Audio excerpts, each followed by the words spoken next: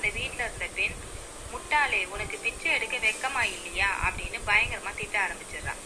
இதை கேட்டதும் ஆனந்தாவுக்கு ரொம்ப கோபம் வந்துடுது.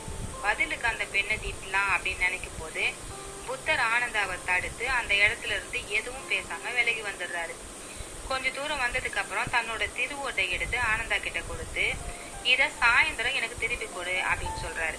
சாயந்தரம் வந்ததும் ஆனந்தா புத்தர் கொடுத்த திருவோட்டை திருப்பி கொடுக்குறாரு. அதுக்கு புத்தர், இல்ல, இத நீயே எடுத்துக்கோ அப்படின்னு சொல்லிடுறாரு.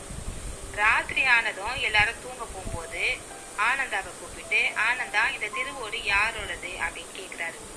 என்னுடையதுன்னு சொல்றாரு ஆனந்தா. ஆனந்தா, அது எப்படி என்னோடது ஆச்சு அப்படின்னு கேட்டாரு.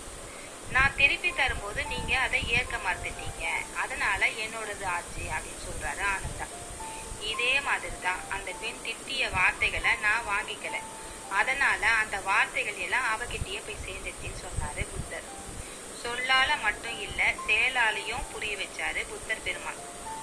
இதே மாதிரிதான் நாமளும் யாராவது நம்மள முட்டாள்னு சொன்னாங்கன்னா அதை ஏத்துக்கிட்டு கோபப்பட்டு அதை உறுதி செய்யறதுக்காக வாதம் செஞ்சிட்டு இருக்கோம் அப்படின்றத நம்ம உணர்றதே கிடையாது.